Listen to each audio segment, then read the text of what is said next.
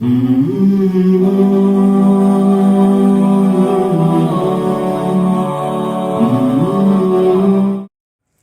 سامنے ایک دفعہ ایک میاں بیوی کا کیس آیا، تو وہ کیس میں یہ نوعیت تھی کہ بہت زیادہ ان کے پھڈے ہو رہے تھے نا. خیر ہم نے صلح و صفائی کرا دی.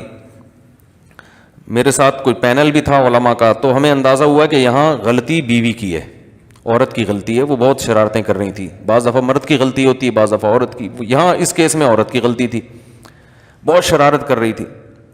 تو جب ان کا صلح ہوا نا، تو پھر صلح میں یہ طے ہوا کہ اب یہ جیسی بھی ہے، جس طرح بھی ہے، شوہر کو برداشت کرنا پڑے گا. یعنی آئندہ یہ کبھی بھی زندگی میں ڈیورس نہیں دے گا. اس شرط پہ ہم لڑکی کو بھیج رہے ہیں. لڑکی والوں نے کہا کہ جو ہے جیسی ہے برداشت کرنا پڑے گا. تو لڑکا لکھ کے دینے لگا ہاں جو ہے جیسی ہے. میں نے کہا بھائی کیا مطلب جو ہے جیسی ہے؟ یہ کیا بات ہے؟ گھر جوڑنے کے لیے ایسی شرط لکھوا دینا کہ جو بعد میں افورڈ ہی نہ کر سکو. آپ بولو میں برداشت کروں گا جس حد تک برداشت کر سکا. بات بات پہ نہ ڈیورس کی دھمکی دوں گا نہ کوئی اور ایسی، لیکن ایک لمٹ ہے. اس لمٹ کو اگر کراس کیا تو نہیں چلے گا. بس تو خام خواہ کہ انہوں نے یہ بلا وجہ کی فضول قسم کی باتیں کہ نہیں بھی جو ہے جیسا ہے. بس نہیں، جو ہے جیسا ہے کیوں بھائی؟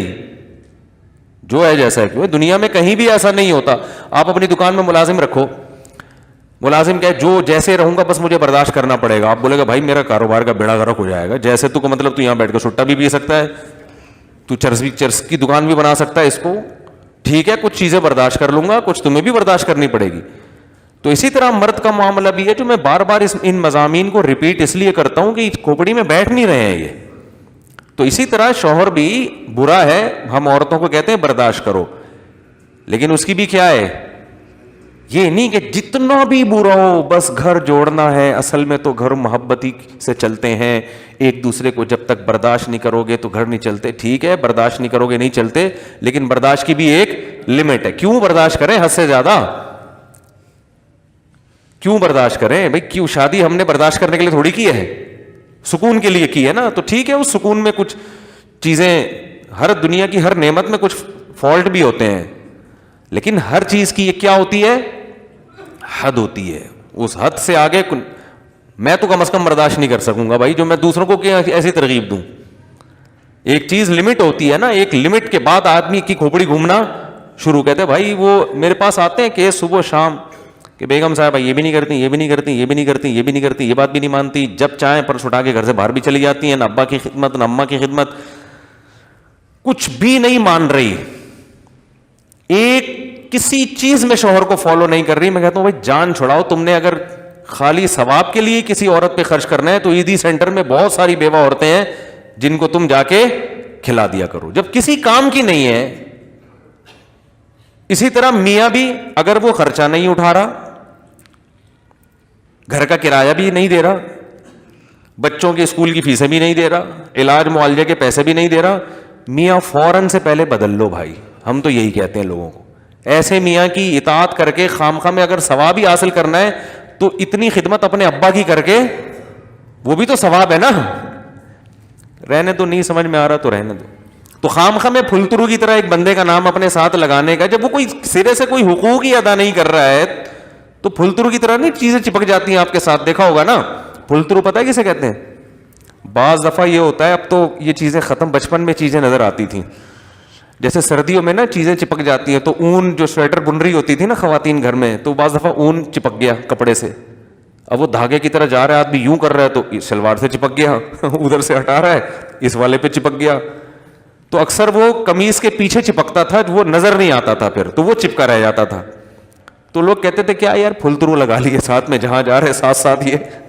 تو ایسے ہی بعض عورتوں نے پھلترو کی طرح میاں کو اپنے ساتھ چپکایا ہوا ہے. وہ ایک حق بھی کم وقت ادا کرنے کے لیے تیار نہیں ہے. تو بعض نے پھلترو کی طرح بیگم کو چپکایا ہوا ہے، بعض نے پھلترو کی طرح. تو ایک حد ہے برداشت کی بھی. اس کے بعد پھر قرآن کیا کہتا ہے؟ تمیز سے علیحدگی. تو مجھے ڈر یہ لگتا ہے ایسی باتوں سے خامخواہ کی علیحدگیاں نہ شروع ہو جائیں. یہ بھی بہت ڈر لگ رہا ہوتا ہے، سائیڈ افیکٹ بھی بہت ہوتے ہیں اس طرح برملا بات کرنے کے. لوگ بلا وجہ زندگی گزار رہے ہوتے ہیں, برداشت کر کے خام خام اللہ نہ ہو جائیں, تو وہ برداشت اصل ہے لیکن ایک حد تک. اور حد جو میں لوگوں کو بیان کرتا ہوں, شوہر اتنا خراب ہو جائے کہ عورت ذہنی مریضہ بننا شروع ہو جائے, ڈپریشن کی گولیاں کھانا شروع کر دے, تو بس یہ لمٹ کراس ہو گئی ہے.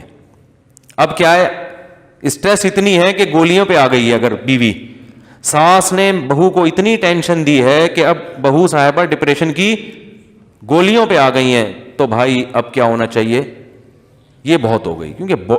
کیونکہ اس کی وجہ یہ ہے کہ اب غلطی جس کی بھی ہو, لیکن اب یہ حدود اللہ پر قائم بولو نا نہیں رہ سکتی. اب غلطی میں پڑھنا کہ کس کی غلطی تھی, جس کی بھی تھی, بہرحال نقصان تو اس کا ہو گیا نا, تو کیا فائدہ بھائی. میاں کو سمجھانا چاہیے جان چھوڑاؤ, چھوڑ دو اس کو, بشرطے کہ عورت راضی ہو.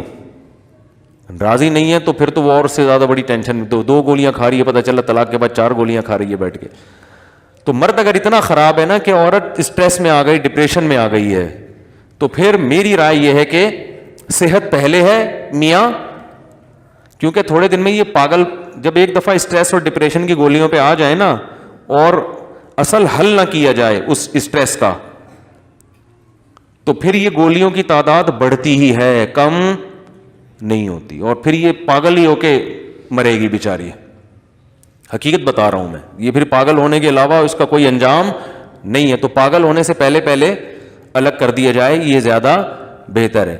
آدمی ڈپریشن میں نہیں آتا, آدمی اگر ڈپریشن میں نہیں آتا, وہ اس کی وجہ یہ ہے کہ وہ جو اگر بیوی الٹی سیدھی بھی مل جائے نا, وہ گھر سے باہر نکل جاتا ہے, بھاگ جاتا ہے وہ گھر سے. وہ بیچاری کہاں بھاگ کے جائے گی نا, پھر وہ جا کے دوستوں میں نکال دیتا ہے. بہت سارے آپشن. مرد اتنی جلدی گھریلو حالات کی وجہ سے ڈپریشن میں نہیں آتا, سمجھ رہے ہو, تو اس کے اصول کچھ اور ہیں, ٹھیک ہے.